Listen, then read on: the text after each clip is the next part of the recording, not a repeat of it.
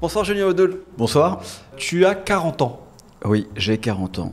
Depuis quelques heures, quelques jours. J'assume effectivement d'avoir passé ce cap fatidique. C'est jeune ou vieux 40 ans en politique? En politique, c'est toujours jeune, même si au Rassemblement national, on a un président très jeune qui a, j'allais dire, considérablement rajeuni le mouvement et puis la politique française. Mais aujourd'hui, 40 ans, si je vois mes collègues dans l'hémicycle à l'Assemblée, ça va, je suis plutôt dans la première tranche, hein, je suis un junior. Emmanuel Macron, il était trop jeune quand il a été élu président de la République pour toi ou pas? Non, pour moi, c'est pas la question. Tu n'allais pas me dire autre chose? Non, il n'était pas trop jeune. Et Gabriel Attal n'était pas trop jeune Premier ministre. Le problème, c'est que leurs idées sont trop vieilles. Elles sont périmées, c'est qu'elles sont totalement dépassées et qu'elles ne correspondent pas aux besoins de notre pays. Bon, la ORN, quelle histoire en ce moment? C'est incroyable. Ça se passe très bien au RN. Ah non, ça se passe pas très bien, Julien. Ça pourrait se passer mieux, objectivement. Ah bah bien sûr, on pourrait avoir un chemin de rose, on pourrait avoir fanfare et trompette jusqu'à l'Élysée, mais ça se passe jamais comme ça en politique. Et j'allais dire, tant mieux, c'est aussi un révélateur que nous allons accéder aux responsabilités, que nous, encore une fois, nous terrifions le système. Et j'allais dire que les attaques qui sont de plus en plus virulentes, qu'elles soient politiques, qu'elles soient judiciaires, montrent bien aussi que nous allons accéder aux responsabilités et que ça les insupporte. Tu parles d'attaques judiciaires, on va en parler dès le début quand même, parce que c'est quand même aussi votre actualité. Tu as été condamné, Marine Le Pen aussi, toi tu as été condamné à 1 an d'inéligibilité. Oui. C'est la différence avec Marine Le Pen, qui elle a été condamnée avec exécution provisoire. C'est un cataclysme quand même dans le monde politique. Alors déjà, nous sommes présumés innocents, puisqu'on a fait appel. Donc tout cela sera tranché à l'été 2026. Donc c'est-à-dire qu'on repart à zéro. On repart à zéro, nouvelle juridiction, nouveau procès. Et nous espérons bien que pour cette nouvelle phase, on va pouvoir prouver notre innocence et avancer les arguments qui n'ont pas pu être entendus par les 3 juges. Ça veut dire quoi les arguments qui n'ont pas pu être entendus? Tu ne trouves pas qu'il y a eu assez de temps d'études, d'enquêtes? Non, parce qu'en fait, on a senti dès le début du procès qu'il y avait un parti pris, que finalement tout était ficelé dès le départ. Moi, je te donne un exemple. Quand je vais à la barre pour être entendu, la première question que me pose la présidente du tribunal, c'est Monsieur Odeul, vous êtes toujours porte-parole du Rassemblement national, c'est ça? Donc j'ai bien compris que j'étais pas injusticiable comme un autre. Marine Le Pen a très bien compris aussi. Si tu n'étais pas porte-parole, tu penses qu'ils auraient jugé autrement? Je pense qu'il y a eu une volonté de frapper le Rassemblement national, de le punir et d'empêcher Marine Le Pen d'être candidate et potentiellement présidente de la République. On l'a senti tout de suite qu'ils avaient accrédité qu'il y avait un système, que ce système avait été construit pour détourner l'argent public. Ouais. Et on l'a vu aussi avec des aveux, une procureure qui nous dit « Oui, je ne peux pas vous demander la relaxe pour tel dossier, même s'il n'y a rien, parce que ça me ferait trop mal. » Ça, c'est vrai, cette phrase, elle a été prononcée. C'est quand même dingue, c'est totalement hallucinant. Voilà, c'est-à-dire qu'il n'y a rien dans le dossier.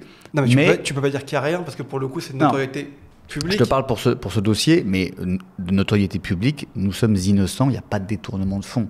Il n'y a pas d'enrichissement personnel. Ça, c'est vrai aussi. Voilà, il n'y a pas de corruption. D'ailleurs, le secret d'instruction a été violé. Hein, ça, comme tout le temps. Oui, mais ça, c'est un problème. Et vous devriez peut-être régler le problème en tant que pouvoir politique. Ça, c'est un message que je peux passer, parce que moi, je trouve ça incroyable. Mais c'est banal maintenant. En fait, le secret de l'instruction, surtout quand il vise le Rassemblement national, mais pas seulement Nicolas Sarkozy et autres. Moretti, pour tout le monde, il a été violé. En fait, on considère que c'est normal que ce soit diffusé dans la presse, je suis désolé, chez un tel ou un tel. Je vais en profiter, parce que le secret d'instruction a été violé, et on voit quand même qu'il y a des échanges de mails, où Marine Le Pen dit qu'elle est au courant du montage financier qui est en train d'être fait, où toi tu te demandes à rencontrer ta patronne 4 mois après. Moi, à la limite, j'ai envie de te dire, franchement, oui, il y a sans doute faute judiciaire, mais tout le monde faisait ça à l'époque, malheureusement, et de toute façon, le temps passe pour améliorer les choses. Moi, ce que j'ai pas compris dans votre défense, c'est pourquoi vous n'avez pas, entre guillemets, reconnu que vous aviez fait une erreur. Et peut-être qu'il n'y aurait pas eu d'exécution provisoire par Marine Le Pen. Déjà, je vais revenir sur mon cas personnel, puisque moi, j'étais assistant européen local. Et il y a une confusion qui est entretenue, parce que finalement, donc local, en fait, on n'a pas à venir au Parlement européen. les assistants locaux ne viennent jamais à Bruxelles ou à Strasbourg. Moi, j'ai souhaité quand même venir à Strasbourg pour voir comment c'était le Parlement européen, pour visiter, pour rencontrer les députés. Et la députée pour laquelle je travaillais. Oui, mais la députée pour laquelle je travaillais, je l'avais déjà rencontrée. Voilà. Quand je fais ce message, effectivement, qui a été diffusé allègrement et détourné, je la connais, j'ai déjà je travaille pour elle, il n'y a pas de souci. Le vrai problème de fond, c'est un problème d'interprétation sur le rôle des assistants européens. C'est un budget qui est donné aux députés européens pour travailler, pour faire leur mission de député. Le Parlement européen considère que les assistants doivent travailler pour le Parlement européen. En gros, qui ne doivent pas avoir de contact avec leur parti politique, qui doivent être fonctionnaires du Parlement européen.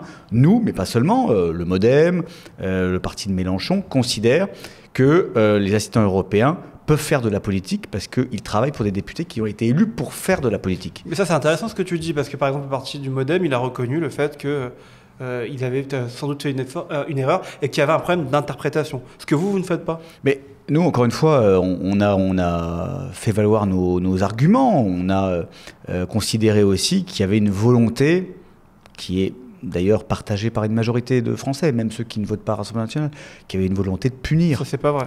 Pour le coup, les enquêtes montrent que c'est pas vrai.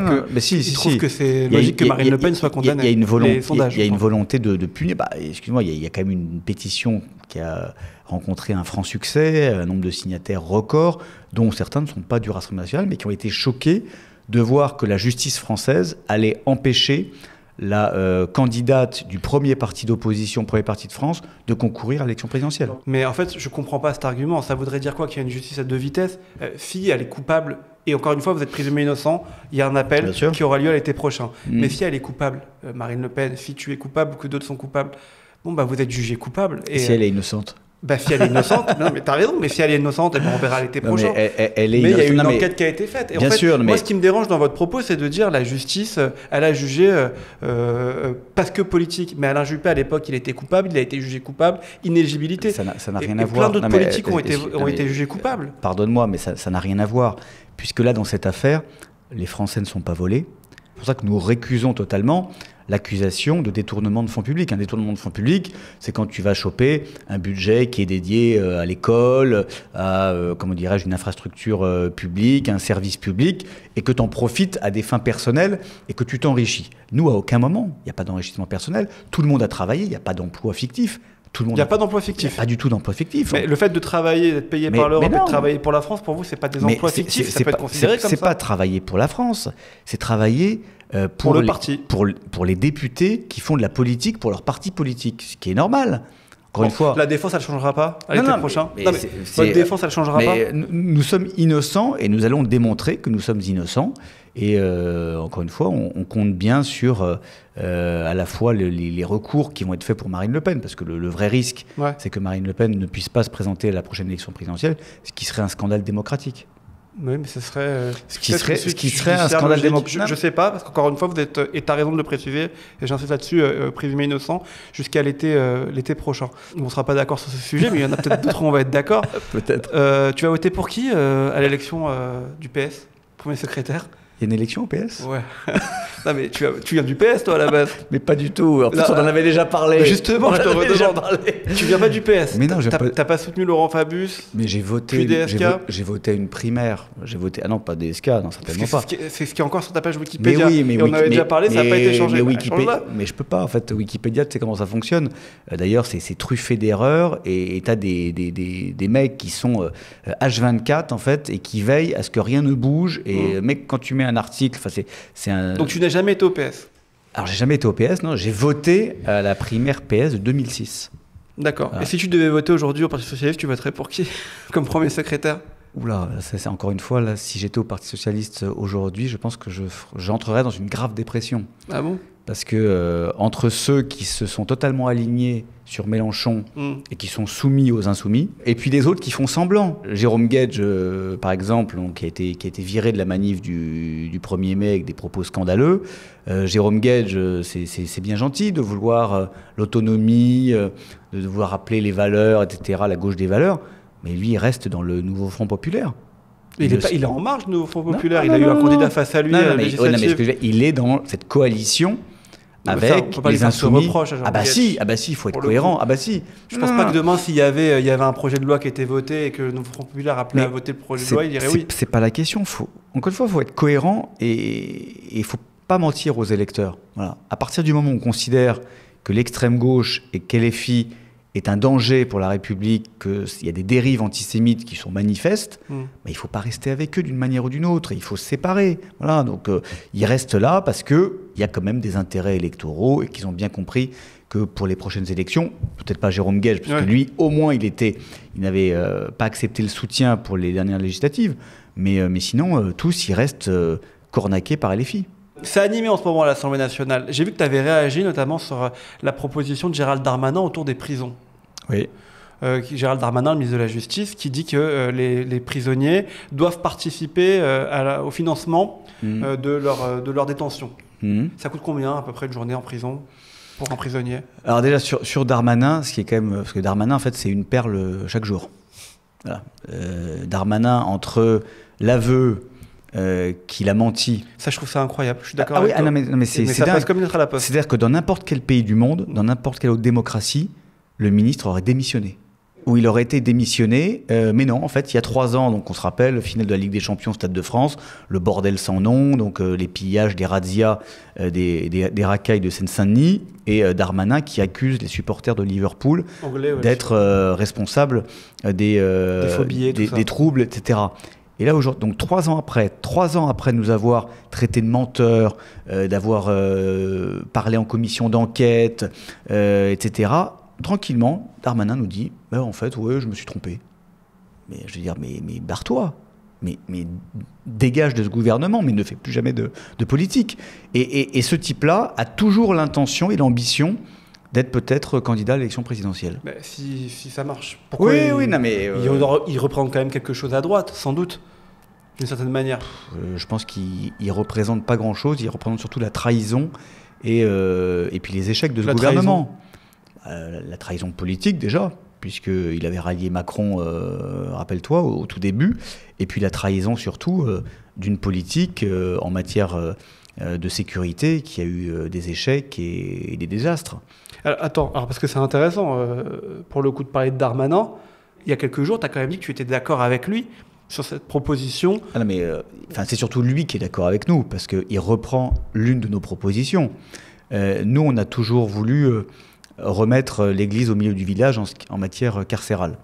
C'est-à-dire que la prison, avec les différents ministres qui sont succédés, Belloubet, Dupond-Moretti et autres, finalement est devenue d'abord et avant tout un lieu de réinsertion, où il fallait sortir tout de suite les délinquants, où il fallait rendre paisible et agréable ce lieu, les séances de karting, les colantes, les massages, les sorties à la plage. On a tout eu, on a des trucs choquants. C'est un peu caricatural. Ah non, c'est pas caricatural. Non, mais c'est la réalité. C'est bon nombre de faits d'activité qui ont lieu dans les prisons. Je dis pas que c'est le paradis, les prisons, pas du tout. J'en ai visité. Encore une fois, je suis allé à Fresnes notamment. Je dis pas du tout que c'est le paradis. Mais je dis que pour nos concitoyens qui subissent l'insécurité au quotidien, qui subissent les récidives régulières, et qui subissent aussi l'inflation, la crise du pouvoir d'achat, et qui voient des activités que même eux n'ont pas accès. C'est vrai. Je parle du karting, les massages pour la Saint-Valentin. Enfin, il y a eu ça quand même, je veux dire. Non mais c'est pareil. Oui, c'est un peu exagéré. Non mais c'est pas exagéré. Les massages pour la Saint-Valentin. C'est pas exagéré. Ça a été relaté. Moi, je peux comprendre que les Français, ils en aient ras-le-bol. Voilà. Alors, encore une fois, j'entends sur tout ça, c'est un point de vue sur les kartings, et c'est vrai, c'est arrivé, c'était à l'été 2021 ou 2022, voilà, je me rappelle plus, les massages, il y a eu des massages, c'était pas des massages pour la Saint-Valentin, et tu le sais, c'est un peu exagéré. Franchement, okay. ça a choqué tout le monde. Les PlayStation, comme disent certains élus de l'extrême droite et tout, mais c'est pas d'abord dans toutes les prisons, premièrement, et comme tu l'as dit, les prisons, franchement, l'état des prisons en France, quelquefois, elles sont catastrophiques, t'as des mecs qui dorment mais la faute à même le sol, des rats. Mais la faute à qui? Je sais pas, dis-moi. La faute aux différents gouvernements, et notamment à Macron. Macron, en 2017, il promet la construction de 15 000 places de prison. Aujourd'hui, on n'est peut-être même pas à 4 000. On est à 6 000, un peu moins de 6 000, 5 008. Ouais, Enfin bon, très clairement. Non mais après, ça prend du temps de construire des prisons. Ça prend du temps. Toi qui es député de terrain, est-ce que tu accepterais qu'il y ait une prison à côté de chez toi qui soit construite? Franchement. Mais franchement, honnêtement. Non mais honnêtement, moi, il n'y a pas de souci. Moi, si tu me dis que c'est une salle de shoot, je te dis non. Voilà. Si tu me dis que c'est un établissement carcéral, que ça va favoriser justement et que ça va apaiser le pays et que ça, en tout cas, que ça va permettre à ce qu'un plus grand nombre de délinquants et criminels soient mis derrière les barreaux plutôt que laissés dans la nature, je te dis oui. Honnêtement, moi, j'ai aucun souci là-dessus. Mais très clairement, quand tu as la volonté politique, tu y arrives. Or, on a vu avec Macron qu'il y a eu une série de promesses qui sont succédées, notamment sur ce volet-là, et qu'au final, les résultats, ils sont désastreux. Pareil, pourquoi on a une surpopulation? Parce qu'on a 25% de détenus étrangers. Aussi. Alors ça, c'est encore... C'est une réalité. Je ne parle même pas des binationaux. Je te parle uniquement des étrangers dans nos prisons. Alors, on les renvoie chez eux? Mais moi, je pense qu'il y a énormément de choses à faire, effectivement, et pourquoi pas des partenariats avec les pays d'origine pour qu'ils purgent leurs peines dans les pays d'origine. Tu sais qu'il y a des pays d'origine qui ne veulent pas les reprendre? Oui, mais dans ce cas, tu engages un bras de fer diplomatique. Rétorsion des visas, rétorsion de l'aide publique au développement, rétorsion des transferts financiers. On a une palette de mesures qui ne sont jamais actionnées.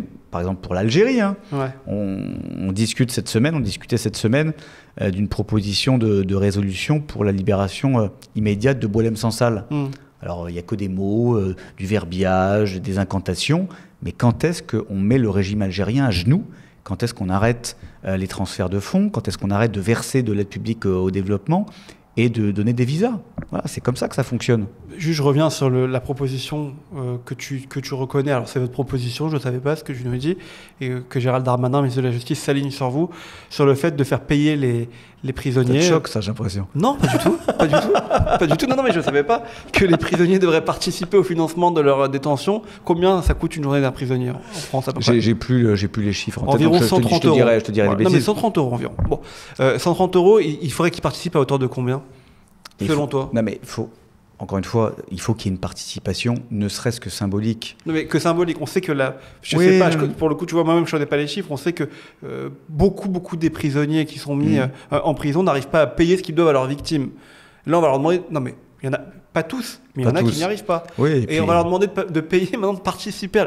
On marche sur la tête. En vérité, s'ils ne payent pas, on fait quoi? On les met en prison, les mecs, ils sont déjà... Tu as aussi beaucoup de prisonniers qui continuent leur deal en cellule, qui commanditent des attentats depuis leur cellule. Je ne prends pas la défense des prisonniers, vraiment, que les choses soient claires. Parce que s'ils sont en prison, c'est qu'ils sont coupables et qu'ils ont fait quelque chose et qu'ils méritent d'aller en prison. Bien sûr. Mais juste, moi, ce que je trouve là-dedans, c'est que c'est du populisme, quoi. On sait que ça ne marchera pas. C'est pas du populisme. Ce que tu appelles du populisme, c'est du bon sens.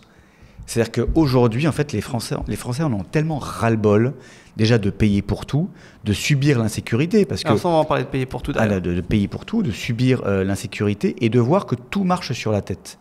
Voilà. Et de faire contribuer les détenus, qui encore une fois constituent aussi une charge pour la société. Ils ont constitué une charge parce qu'ils ont commis des délits ou des crimes, donc qui quelquefois ne peuvent pas être réparés, il faut bien le dire. Il y a des délits qui peuvent être réparés. Des crimes, quand tu as ton fils ou ta fille qui a été tué, c'est pas réparable. Encore une fois, c'est une blessure éternelle. Donc la moindre des choses, c'est qu'ils puissent aussi contribuer, voilà, et participer d'un système qui est républicain, qui est nécessaire, qui est démocratique, le fait d'isoler et de maintenir en détention les individus dangereux pour une société. Mais ça répond pas à ma question, il faut qu'ils payent combien par jour? Tu dis qu'il faut que ça s'ajuste. Il faut que ce soit adapté au profil des détenus aussi. Voilà, il y a des détenus effectivement qui ont très peu de moyens. Il y a des détenus en revanche, et il y en a beaucoup, et puis il y a les familles des détenus aussi. Voilà, donc encore une fois. Donc on irait prendre dans les familles des détenus. Moi je suis pour la responsabilité familiale. D'accord, notamment pour les familles qui n'ont rien fait. Notamment, oui, mais bon, bien sûr. Se retrouveraient à devoir payer. Non, mais ce que je veux dire, c'est qu'il faut que la société arrête de faire payer les mêmes. Voilà. Et il faut que ça, c'est encore autre chose. Ah, mais c'est tout à fait lié au sujet. Et après, on passera à un autre sujet. J'en ai plein de sujets à aborder avec toi. Est-ce que, finalement, les prisons, là, on dit, bon, bah, il faut qu'ils participent à payer. Est-ce que tu te disais toi-même, on n'a pas encore construit les 15 000 places de prison. Est-ce qu'il ne faut pas se concentrer sur ça d'abord avant de demander aux prisonniers de payer? Mais tout est lié, surtout. Et en plus, juste sur les 15 000 places de prison, je précise que les places, les 5 000 que j'annonçais tout à l'heure, ont été construites là dans les 2 dernières années, que ça va venir. Vraiment, pour le coup, pour avoir fait un doc là-dessus, je te promets que sur le terrain, aller convaincre... Tu vas dire que les maires ne veulent pas de prison... Mais ce que je peux comprendre... Attends, je suis pas en train de leur jeter la pierre. Je peux comprendre quand on vient te voir et qu'on te dit là, on peut mettre là-bas, à 2 km de chez vous, un centre pénitentiaire, qui disent mais j'ai pas envie. Mais il faut qu'il y ait des incitations aussi. C'est-à-dire que ça doit pas des incitations fiscales notamment. Il faut qu'il y ait des dotations en contrepartie. Il faut qu'il y ait encore une fois toute une série de dispositifs qui incitent les maires à accepter. Si tu leur dis uniquement vous allez avoir la prison, point final, vous acceptez. Effectivement, tu as une levée de bouclier. Il faut que ce soit du donnant-donnant, c'est sûr.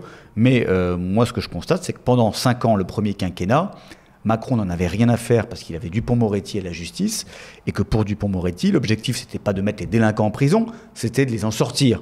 Voilà, c'était le ministre des détenus et des prisonniers, c'est lui-même qui l'avait dit. Il a dit qu'il était ministre aussi des détenus. J'étais là, j'ai filmé cette phrase. Et le aussi, vous lui avez dit que c'était... Il a été acclamé à Fresnes, premier déplacement, il faisait du baby-foot avec des délinquants. Enfin, il lui avez tout fait. Oui, effectivement, parce que au-delà du personnage sulfureux et de l'avocat sulfureux, il a été, je le trouve, un politique détestable, avec une idéologie détestable, qui était hostile à la prison. Et la prison, même si c'est pas parfait, et ce sera jamais parfait, même si c'est pas la panacée, moi je considère que c'est un formidable outil de protection pour la société. Vous dites qu'il a été hostile à la prison, mais d'ailleurs il a jamais remis en cause la présomption d'innocence de Marine Le Pen. Jamais. C'est l'un des seuls. Encore heureux. Surtout que lui, il était visé par d'autres. Il a jamais. Heureux. Bon, voilà. Premièrement, et deuxièmement, sur la prison, il a quand même fait des choses pour la prison. Alors vous, c'est vrai que vous croyez pas à la réinsertion. Si. Moi, parce que lui, il a fait le contrat du prisonnier réinséré et toutes ces choses-là. Je crois à la réinsertion en bout de chaîne. D'abord, il y a la protection. On isole les individus dangereux pour plus qu'ils ne soient en contact avec la société et qu'ils ne constituent plus une menace. Ensuite, on répare. Et donc, c'est-à-dire qu'on est d'abord au chevet des victimes et des familles de victimes. Et en dernier lieu, au cas par cas, la réinsertion, bien sûr. Mais on n'inverse pas. Aujourd'hui, on a l'impression... On peut pas tout faire en parallèle. Non. Moi, je vais te dire un truc. Vraiment, je te jure que c'est vrai, je le pense sincèrement. Tous les matins, je me lève et je me dis que j'ai de la chance d'avoir été élevé bien par des parents qui m'ont aimé, qui m'ont adoré, d'avoir jamais manqué de rien. Et je me dis que c'est pas le cas de tout le monde. Et quelquefois, je me dis que peut-être que la prison, elle peut les aider à s'en sortir. Peut-être. Mais là, tu dis... Enfin, encore une fois, tu reprends un argument gauchiste. Excuse-moi. Mais quand tu dis... Je me lève tous les matins en disant, je remercie d'avoir manqué de rien. Oui. Comme si la pauvreté devait mener à la délinquance. C'est pas ce que j'ai dit. Voilà. J'ai dit que ça pouvait accélérer le fait d'être mal et de se retrouver face au mur. Je dis pas que la pauvreté accélère la délinquance. Pas du tout. Et effectivement, tu as raison. Il y a des gens qui sont dans des situations modestes, qui s'en sortent très bien et ça leur donne encore plus envie de réussir. Exactement. Donc ça, j'ai pas de débat. Exactement. Et c'est pas gauchiste ce que je viens de dire. Au contraire, je pense que c'est républicain. Tu vois. En tout cas, oui, mais ça m'interpelle parce que c'est toujours l'argument qui est avancé. La pauvreté qui est le terreau de l'insécurité, les quartiers qui malheureusement on a ghettoisé des populations, donc forcément elles vont devenir délinquantes. Moi je trouve que c'est un argument extrêmement réducteur, extrêmement méprisant pour ces familles. J'en connais des centaines qui n'ont jamais eu de difficultés avec la police ou la justice et pourtant qui ont de très très faibles moyens. Voilà. Et au contraire, des gens à qui on a tout donné, qui ont bénéficié de subventions d'infrastructures, de city-stades, de médiateurs, etc., et qui n'en ont pas profité et qui sont tombés dans la drogue, dans le trafic, dans la violence ou l'islamisme. Bon, on verra si un jour tu t'es mise de la justice. Attends, ça m'interpelle. Tu penses que je suis gauchiste ? Non, je pense pas. La formule. Non, parce que quand je fais des interviews de gens de droite, on me dit t'es quel gauchiste. Et quand je fais des interviews de mecs de droite, on me dit c'est bien, c'est que t'es central. C'est que t'es central. Donc je suis macroniste, c'est ce que t'es en train de me dire. Je te le souhaite pas, mais après. Écoute, moi, dans l'isoloir, tout le monde est libre. J'ai jamais donné mon opinion politique parce que ça m'intéresse de parler avec tout le monde. Et je le fais avec tout le monde. Et avec, je pense en tout cas, la même honnêteté et le même ton, je l'espère. T'es de droite, toi, par contre, ou pas ? Tu te considères de droite ? Pas du tout. Mais je me suis jamais considéré de droite. Moi, je me considère patriote, je me considère défenseur de la nation, souverainiste, attaché à certaines valeurs, mais pas du tout de droite. Et je vais te dire pourquoi, parce que donc moi, je suis né en 85. 40 ans. Et depuis 1985, quand la droite a été au pouvoir, elle a saccagé notre pays, à tous les niveaux. Pour moi, je n'ai pas d'exemple de droite qui m'enthousiasme ou qui me dit « Ah tiens, là, il y a une politique en faveur de la souveraineté. Ah tiens, il y a là une politique vraiment en faveur du pouvoir d'achat. Tiens, là, en faveur de la priorité nationale. » Non. Ça a été des trahisons dont, j'allais dire, le totem a été le quinquennat Sarkozy. Sarkozy, c'est le Karcher au début en 2007, et puis ensuite ça se termine avec Kouchner. C'est l'immigration dérégulée, c'est 1 million de titres de séjour, c'est 500 000 naturalisations. Donc aujourd'hui, entendre Bruno Retailleau... C'est la fin des prisons, des prisonniers qui payent leur... Ah, c'est 2003, remarque. Il était ministre de l'Intérieur à ce moment-là. Il était ministre de l'Intérieur. Ouais. Quand t'entends Bruno Retailleau dire « j'ai envie de faire ce que Sarkozy a fait en 2007 », moi ça me fait très peur, hein, parce que le bilan de Sarkozy, et d'ailleurs c'est pour ça qu'il a perdu en 2012, mais ça a été cataclysmique à tous les niveaux. Vraiment? Tu crois vraiment ce que tu dis? Bien sûr. Alors que tu défends Marine Le Pen et le RN aujourd'hui. Et quel rapport? Vous avez quand même beaucoup de points qui se rapportent au programme de Sarkozy de 2007. Ah, ou le programme, ouais. Certainement. Bah oui, parce qu'en fait, Sarkozy en 2007 réalise une OPA sur l'électorat du Front National, avec un discours sur les valeurs, sur la fermeté, sur l'abandon du laxisme, sur la nation, sur le patriotisme. Économiquement. Effectivement. Et il a pu, avec ce discours-là, séduire une partie de l'électorat du FN. Ce que je trouve très intéressant dans tout ce que tu dis, c'est que vous n'avez jamais encore été au pouvoir. Peut-être que ça vous arrivera un jour. Pas encore, mais je nous le souhaite. Mais depuis tout à l'heure, tu fais l'inventaire de tout ce que les gens ont fait. Et je me dis que l'épreuve du pouvoir, si vous la rencontrez un jour, elle peut être compliquée. Parce que tout à l'heure, tu disais, les prisons, depuis 2017, Macron, il avait dit qu'il en construirait. Mais tu as juste oublié qu'il y avait eu le Covid au milieu, qui a quand même bloqué le pays pendant... Il a bon dos le Covid, comme la guerre en Ukraine a bon dos aussi. Ça a quand même bloqué le pays pendant 2 ans, on va pas se mentir, tous les chantiers d'envergure. Là, sur Sarkozy, pareil, tu viens de parler du fait qu'il avait fait plein de promesses qu'il n'avait pas tenues économiquement, machin et tout. Bon, il y a quand même eu la crise de subprime en 2007. Non, pas économiquement, c'est surtout en matière migratoire et en matière de sécurité où il a eu des résultats lamentables. Il faut bien le dire, Nicolas Sarkozy, au-delà de son talent oratoire, au-delà de son bagou, en fait, il a été un piteux président de la République. Il faut bien le dire. Tu penses que c'était bien de d'élire François Hollande en 2012 à la suite pas du tout. Mais on l'explique. Quand la droite a été au pouvoir, je retiens pas un bon point de la droite. Tu retiens un bon point de la gauche au pouvoir? Mais pas du tout. Tu me posais la question, est-ce que tu te sens de droite? Ouais. Donc, tu ne sens pas de gauche non plus? Pas du tout. Je me sens pas du tout je sais spontanément, j'allais dire naturellement, que je ne suis pas de gauche. Et certainement pas de cette gauche. Parce que la gauche, elle a évolué. Moi, ma mère, elle était de gauche, mais d'une gauche d'il y a 40 ans, justement. Une gauche qui protégeait le travail, une gauche qui était véritablement sociale, mais avec les siens, pas avec la terre entière, une gauche qui arborait le drapeau tricolore, mais pas le drapeau palestinien. C'était ça, la gauche, avant. Hein. Il faut se rappeler aussi les discours de Marchais.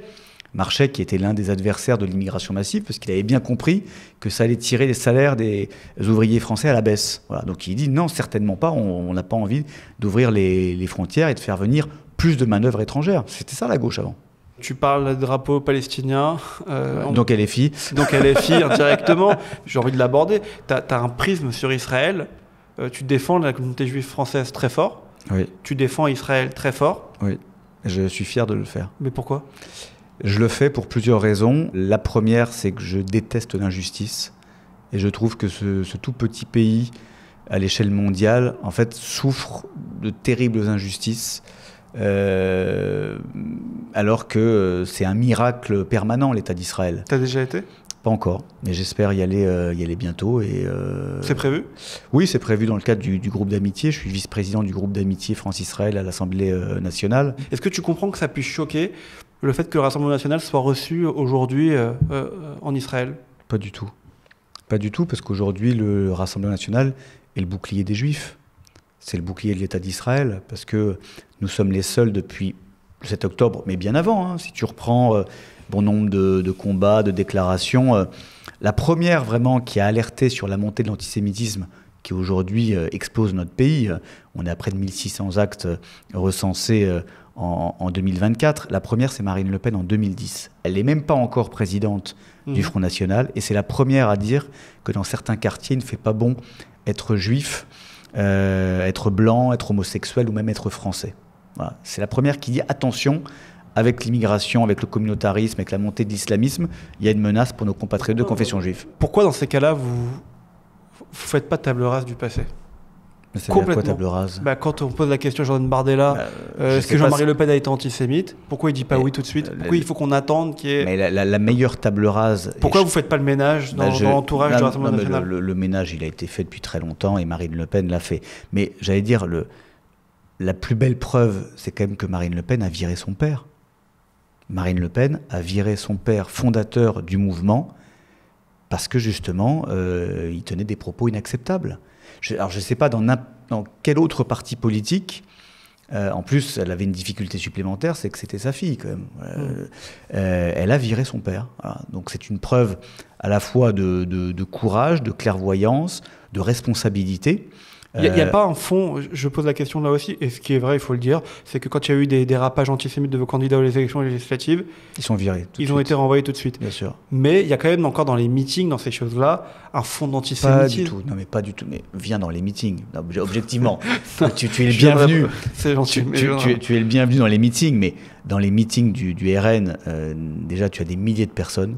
Ces milliers de personnes, tu as énormément de jeunes. Tu as toutes les catégories sociales représentatives en France. Tu as une diversité incroyable. Tu as toutes les couleurs aussi. Donc il n'y a plus aucun problème d'antisémitisme. Il n'y a pas de problème. Il n'y a jamais eu de problème d'antisémitisme. Et de racisme? Il n'y a pas de problème de racisme. Je te dis, on est très certainement le parti le plus rigoureux parce que nous, on a une ligne politique, on a des statuts, on a une ambition qui est de rassembler les Français. Voilà.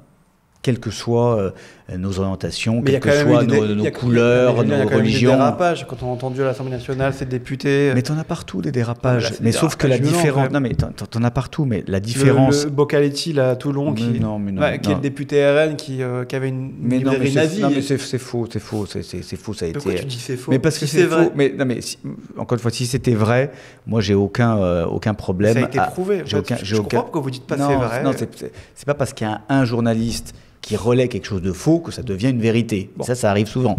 Et ensuite, c'est relayé sur Wikipédia et ça tourne en boucle. Non, mais objectivement... Un problème avec Wikipédia.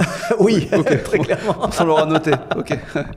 Non, mais objectivement, le RN est le bouclier des Juifs de France. Parce qu'on est les seuls à vouloir éradiquer la menace. La menace, c'est l'islamisme.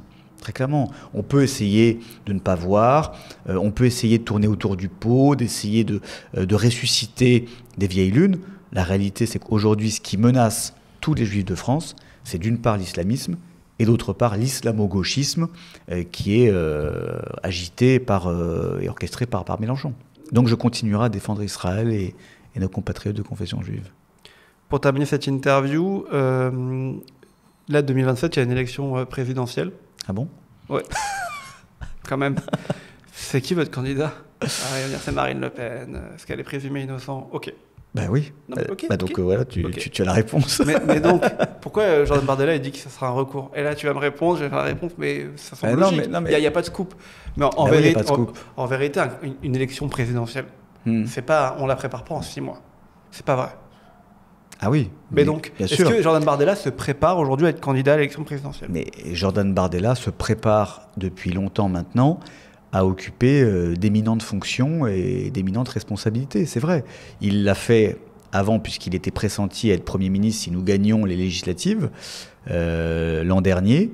Et là, aujourd'hui, Jordan Bardella, quels que soient les résultats judiciaires et le verdict, Jordan Bardella occupera des responsabilités très importantes. Mais est-ce qu'il se prépare à l'élection présidentielle 2027? Est-ce que ça ne veut pas dire qu'il sera candidat? Mais est-ce que bien psychologiquement, vous en parlez? Non, mais notre candidate naturelle, c'est évidemment Marine.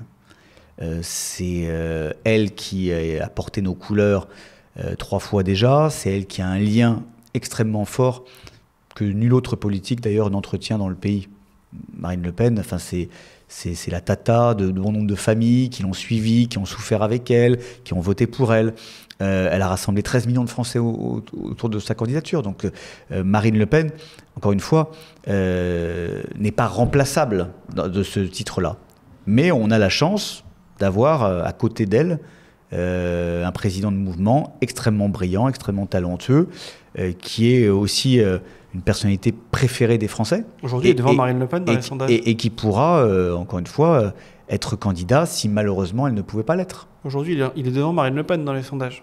Oui, mais tu sais, les sondages, on a bien vu que les billets étaient différents. Quand ça arrange, c'est bien, mais quand c'est dérangeant... Non, mais moi, j'ai pas de problème. On a la chance, voilà, quel que soit le casting, et d'ailleurs, ça nous est envié par nos adversaires, parce que d'avoir 2 locomotives de ce calibre-là, en fait, tu l'as nulle part ailleurs. Voilà, les autres...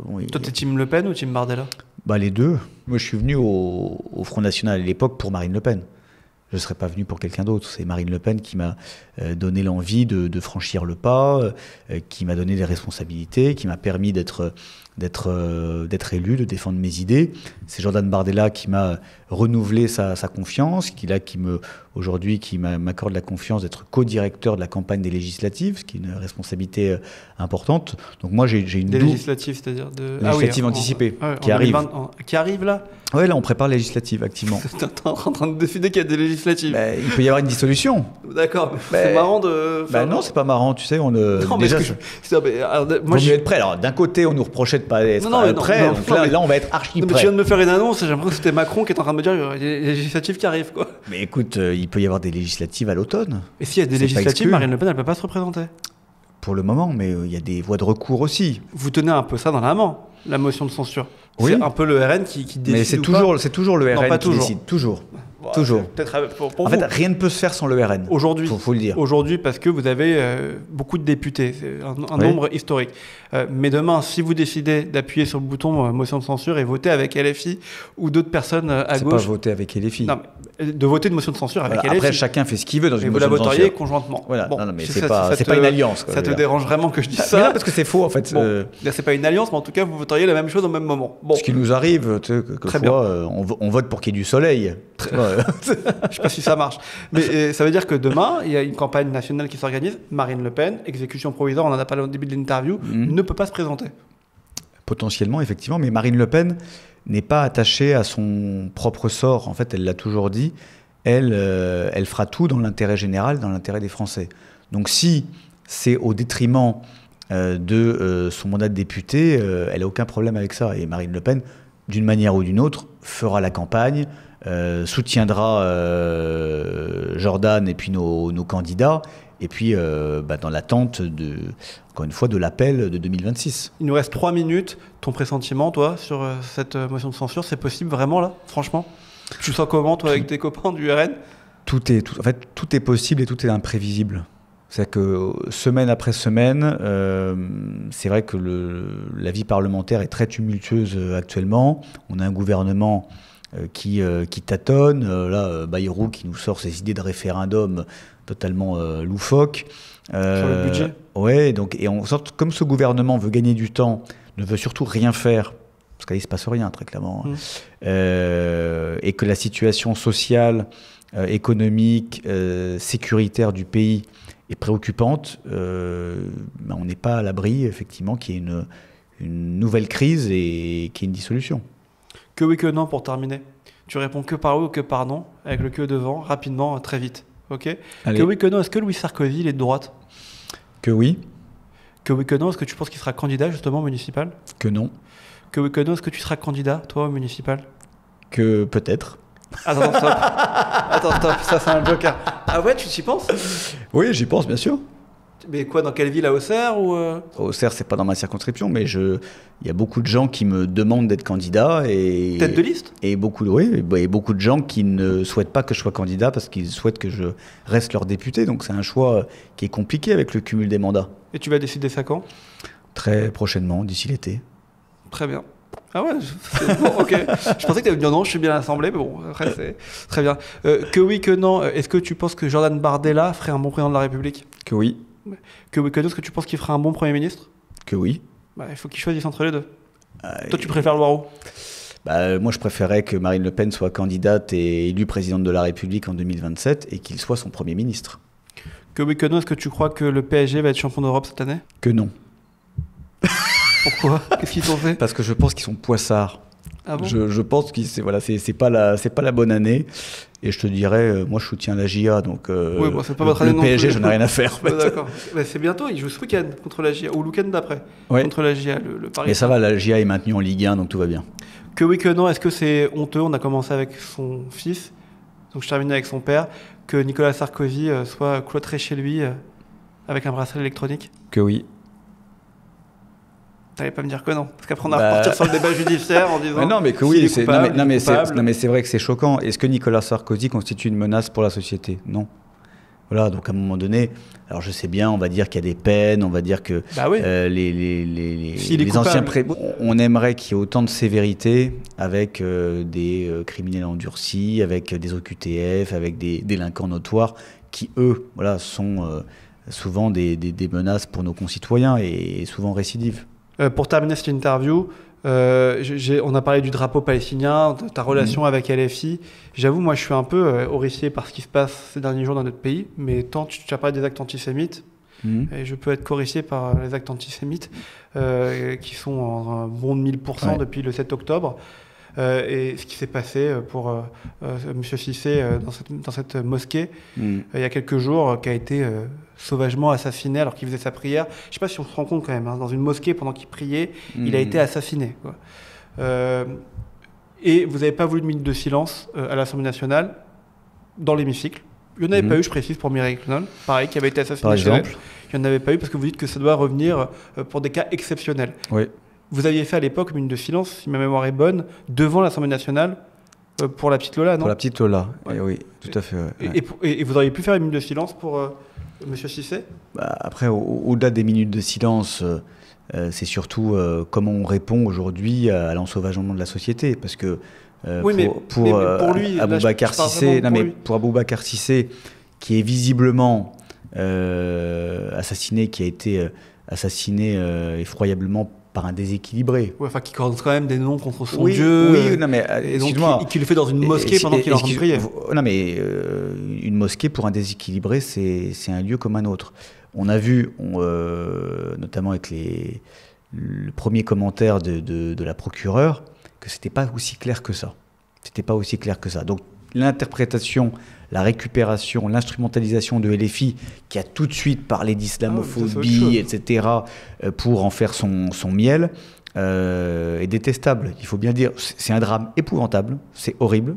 Que l'on puisse être assassiné dans une mosquée, qu'un rabbin soit attaqué au sortir de sa synagogue, qu'un prêtre soit égorgé dans son église. Mais malheureusement, c'est le bilan sécuritaire d'Emmanuel Macron. Est-ce que la laïcité, elle est en danger aujourd'hui? Bien sûr qu'elle est en danger. Elle est attaquée tous les jours, elle est attaquée par les islamistes, elle est attaquée dans le sport, elle est attaquée à l'université. Là, pour le coup, c'était pas un islamiste qui a attaqué Aboubacar Cissé. Non, mais encore une fois, il est victime de l'ensauvagement. Est-ce que ça monte pas de tous les côtés, là? Est-ce que c'est pas le feu? Il y a l'islamisme, je suis d'accord avec toi, mais la violence explose dans le débat, oui, qui n'a rien à voir dans notre pays. Ça monte de tous les côtés. Et d'ailleurs, je veux te dire, sur les actes antisémites, bien évidemment, il faut le dire, c'est la vérité que malheureusement, c'est matérialisé par beaucoup d'actes islamistes sur les actes antisémites. Mais malheureusement, c'est pas que ça aussi. Et on a l'impression que... Tu as de tout. Mais aujourd'hui, quel est le carburant de l'antisémitisme dans notre pays? C'est l'extrême gauche.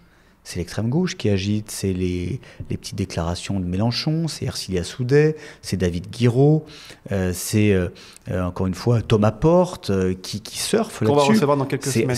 C'est Rima Hassan. Enfin, Rima Hassan est une antisémite notoire qui a la haine d'Israël dans le sang et qui déverse sa haine, mais matin, midi et soir sur les réseaux sociaux. Voilà. Donc à un moment donné, tout ça, en fait, ça infuse. Ça infuse dans les universités, ça infuse à Sciences Po, ça infuse dans la rue, ça infuse auprès de militants extrémistes qui, voyant des concitoyens de confession juive, peuvent passer à l'acte. Voilà. Donc ils ont une responsabilité écrasante dans l'explosion de l'antisémitisme. Là, tu files à l'Assemblée nationale. Oui. Vous avez un texte là-dessus? On a un texte, effectivement, pour lutter contre l'antisémitisme dans l'enseignement supérieur. Ça existe vraiment? Oui, ça existe, on le voit... je te demande, mais je sais que ça existe. On l'a vu, on le voit chaque semaine à Sciences Po. Ouais. Chaque semaine à Sciences Po. Mais ça, c'est fou quand même, en vrai. Ben oui, c'est fou, mais on a laissé s'installer ça, en fait. On a laissé s'installer ça avec des réunions totalement délirantes. Il n'y a pas que l'antisémitisme, il y a aussi le communautarisme, il y a les réunions intersectionnelles, interdites aux blancs, etc., indigénistes. Tout ça, en fait, a gangréné l'université française, hein, qui aujourd'hui en voie de déclassement. Merci beaucoup d'être venu, Julien Redoul. Merci à toi. Député de Lyon, député RN. Beaucoup d'actualités qui vont venir dans les mois qui viennent. Et on en reparlera, j'en suis sûr, sur ce plateau ou ailleurs. Mais avec grand plaisir. À bientôt.